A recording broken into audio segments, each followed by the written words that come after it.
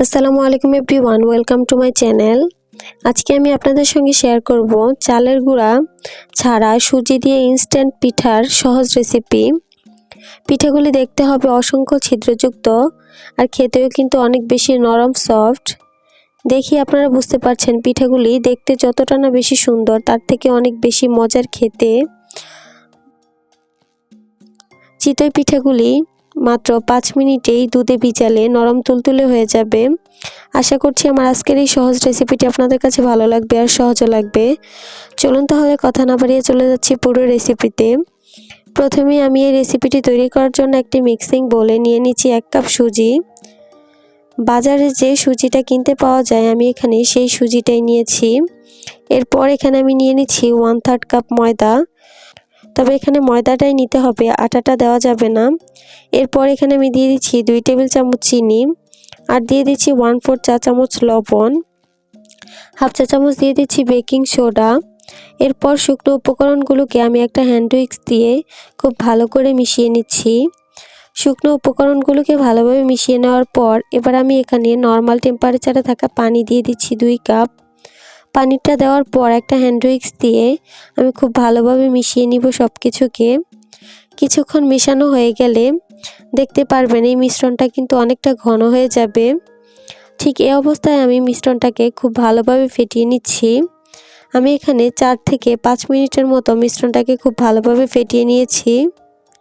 এরপর একটা ঢাকনা দিয়ে ঢেকে আমি রেস্টে রেখে দিব 10 মিনিটের জন্য।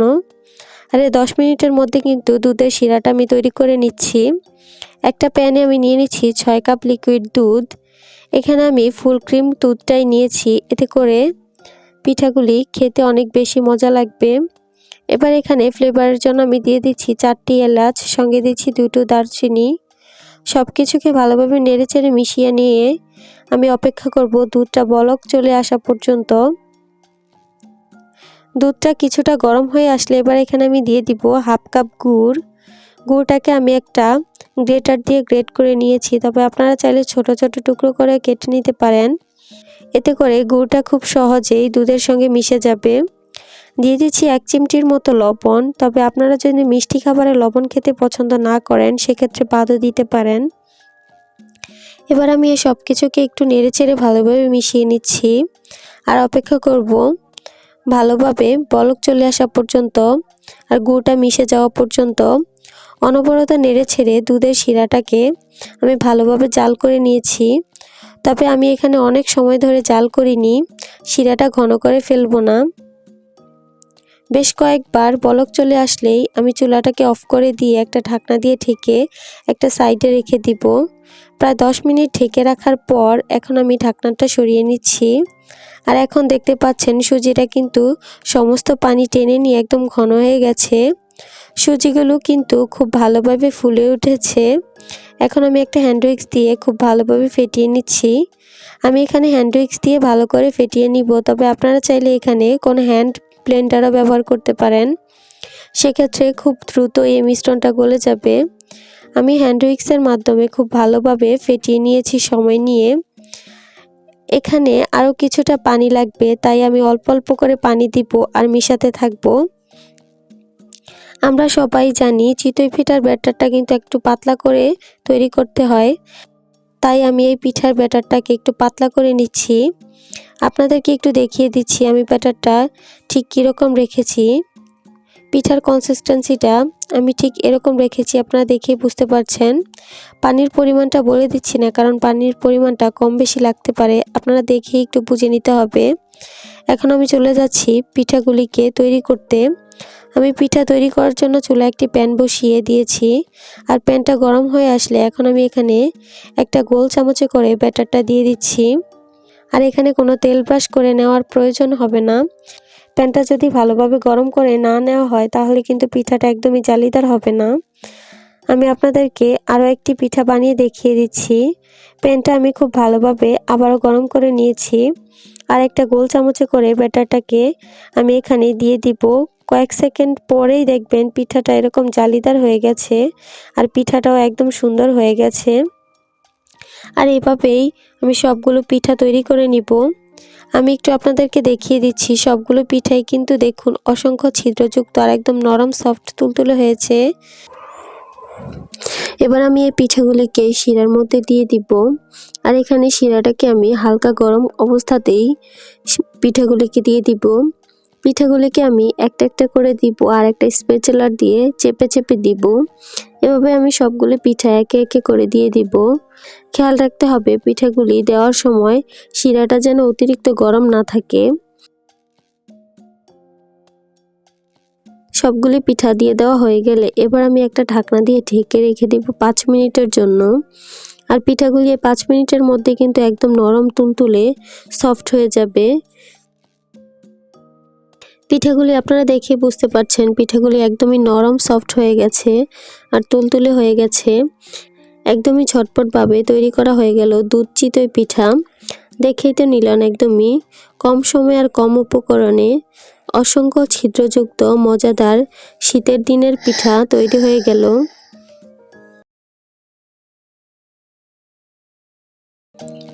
তেলে পিঠা বা পুয়া পিঠা, এই পিঠাটা তৈরি করা অনেক সহজ হলেও অনেক সময় দেখা যায় পিঠাটা ঠান্ডা হয়ে গেলে অনেক বেশি শক্ত হয়ে যায়। ঠান্ডা হয়ে যাওয়ার পরেও যেন শক্ত না হয় তার জন্য টিপস এবং ট্রিক্স সহ আজকের রেসিপিটি আপনাদের সাথে শেয়ার করব। রেসিপিটি তৈরি করার জন্য প্রথমে আমি একটা মিক্সিং বোলে নিয়ে নিচ্ছি 2 কাপ ভিজা চালের গুঁড়া। আমি চালের গুঁড়াটা বাসায় তৈরি করে নিয়েছি। এবার এখানে আমি দিয়ে দিচ্ছি হাফ কাপ ময়দা। ময়দাটা দিলে পিঠাগুলো যেরকম ফুলবে সেরকমই ঠান্ডা হয়ে যাওয়ার পরও কিন্তু নরম থাকবে। লবণ দিয়ে দিচ্ছি হাফ চা চামচ। এবার দিয়ে দিচ্ছি 1/4 কাপ গুঁড়ো দুধ। গুঁড়ো দুধটা দিলে পিঠাটার টেস্ট অনেক বেশি ভালো আসবে। এবার এই শুকনো উপকরণগুলোকে আমি একটু ভালোভাবে নেড়েচেড়ে মিশিয়ে নিচ্ছি।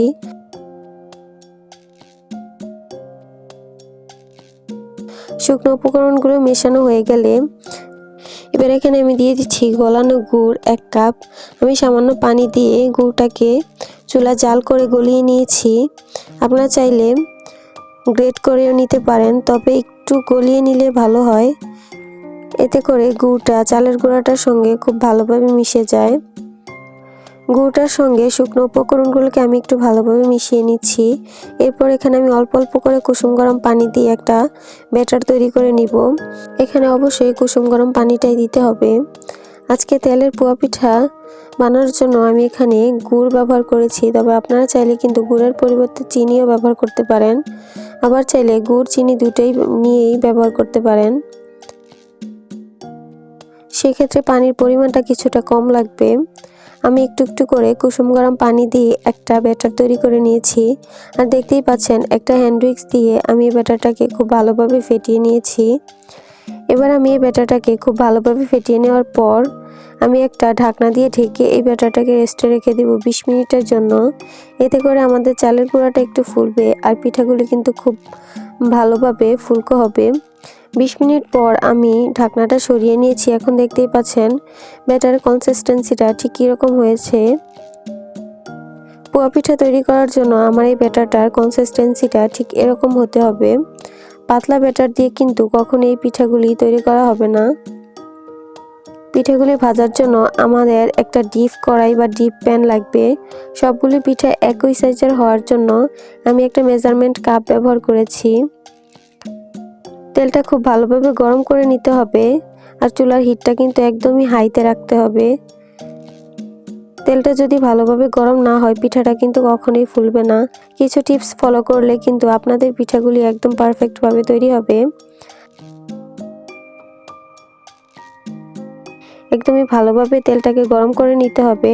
প্রতিবার পিঠা ভাজার আগে ব্যাটারটাকে ভালোভাবে ফেটিয়ে নিতে হবে।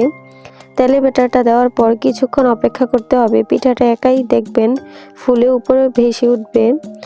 পিঠাটার উপরে এভাবে একটু তেল দিয়ে দিতে হবে, এতে করে উপরের দিকটাও ভাজা হবে আর যেই দিকগুলো ফুলে নেই সেই দিকগুলো ফুলতে থাকবে। দুই পাশ থেকে ভাজা হয়ে গেলে একটা তেলের চামচ দিয়ে তেলটা ঝরিয়ে পিঠাটাকে তুলে নিচ্ছি। গুড়ের পিঠা এমনিতেই লালচে হয়। তারপর আপনারা আপনাদের পছন্দ মতো কালার করে নিয়ে তারপর পিঠাটাকে উঠিয়ে নেবেন। বাস তৈরি হয়ে গেল আমাদের খুবই সহজ আর ফুলকো মজাদার পোয়া পিঠা। একদমই কোনো রকমের ঝামেলা ছাড়াই তৈরি হয়ে গেল। আশা করছি আমার আজকের রেসিপিটি আপনাদের কাছে ভালো লেগেছে আর সহজও লেগেছে। যদি ভালো লেগে থাকে অবশ্যই আমার চ্যানেলটি সাবস্ক্রাইব করবেন আর পাশে থাকা বেল বাটনটি ক্লিক করে রাখবেন আমার পরবর্তী ভিডিও নোটিফিকেশন সবার আগে পাওয়ার জন্য। আজকে এ পর্যন্তই, সবাই ভালো থাকবেন। আল্লাহ হাফেজ।